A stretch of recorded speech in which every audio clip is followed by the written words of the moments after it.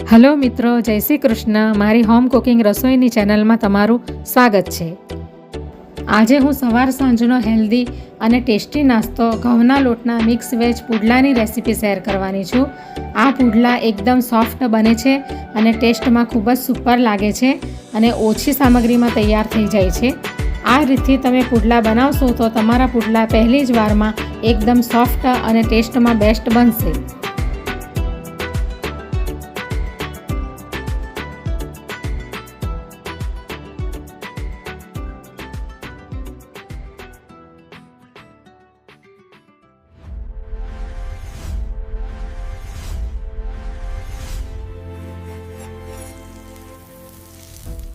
તો આજે હું સવારનો અને સાંજનો નાસ્તો એવો ઘઉંના લોટના પૂડાની રેસીપી શેર કરવાની છું, જે ખાસ કરીને ડિનરમાં પણ બનાવવામાં આવે છે અને સવારે બ્રેકફાસ્ટમાં પણ બનાવવામાં આવે છે. હવે આપણે ચાલુ કરીએ ઘઉંના લોટના પૂડા બનાવવાનું.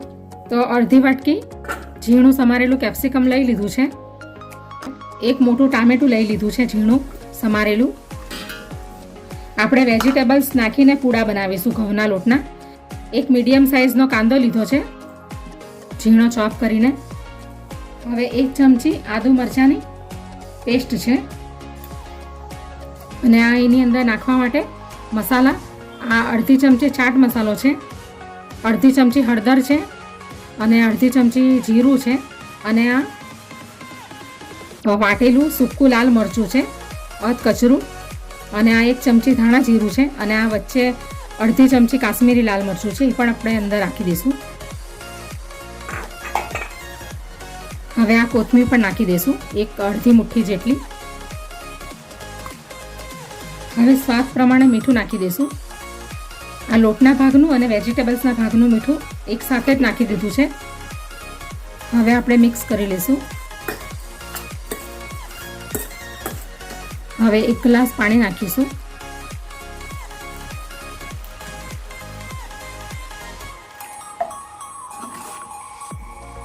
હવે આપણે સૌથી પહેલાં અંદર 2 ચમચી જેટલો રવો નાખીશું, સૂજી,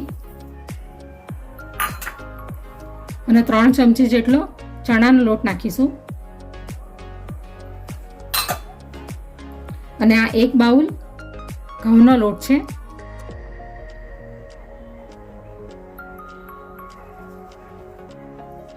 હવે આપણે મિક્સ કરી લઈશું. પાણીની જરૂર પડશે તો આપણે પાણી નાખીશું.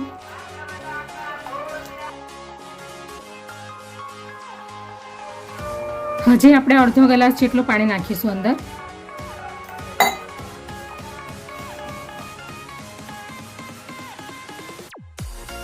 આપણે એનું ઢોસાનું બેટર આવે ને એ ટાઈપનું બનાવવાનું છે.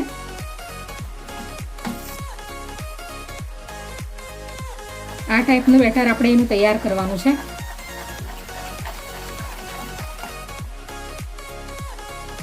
હવે આપણે એને 5 મિનિટ રેસ્ટ કરવા દઈશું. તો હવે 5 મિનિટ થઈ ગઈ છે. હવે આપણે એની અંદર 1 ચમચી જેટલું ઓઇલ નાખી દઈશું. આ કાળા મરીનો ભૂક્કો છે એ નાખી દઈશું. બરાબર મિક્સ કરી લઈશું.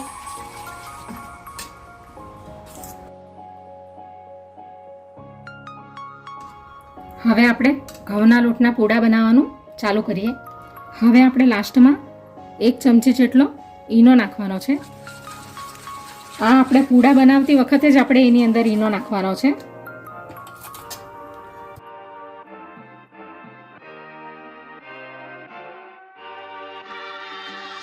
હવે આપણે ગેસ ઉપર નોનસ્ટિક પેન મૂકી દીધું છે. હવે એની ઉપર આપણે તેલ નાખીશું.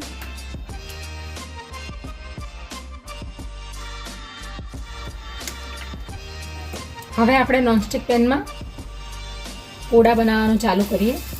તો 2 ચમચા જેટલું આપણે અંદર બેટર નાખી દઈશું અને એને રાઉન્ડ શેપમાં પાથરી દઈશું.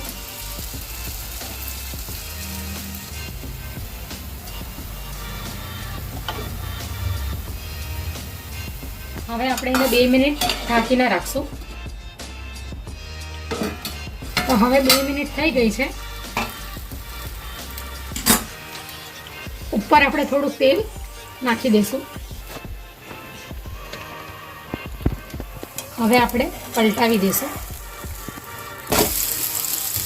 અને બીજી સાઈડ પણ બરાબર શેકી લેશું.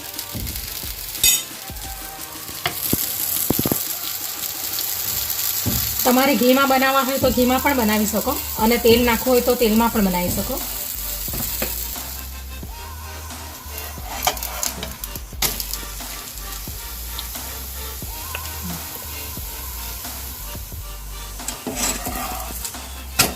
તો હવે ઘઉંના લોટનો પૂડો તૈયાર થઈ ગયો છે. હવે આપણે એને પ્લેટમાં કાઢી લઈએ.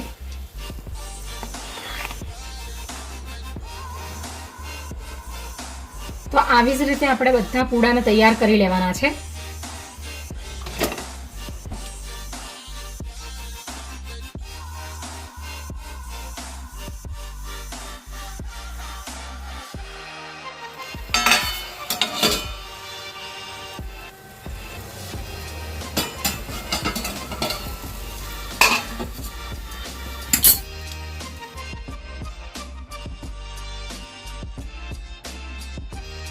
આવી જ રીતે આપણે બધા ઘઉંના લોટના અને વેજીટેબલ્સના પૂડા બનાવી નાખશું.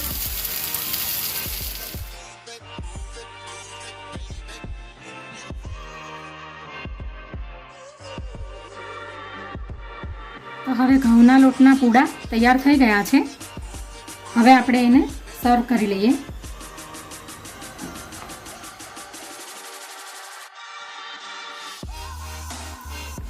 આપણે આ હેલ્ધી પૂડાને આપણે દહીં સાથે, ચટણી સાથે, સોસ સાથે પણ ખાઈ શકીએ અને તમે એમ જ ખાશો તો પણ ટેસ્ટી જ લાગશે, કારણ કે વેજીટેબલથી પણ ભરપૂર છે. તો તૈયાર છે ઘઉંના લોટના પૂડા.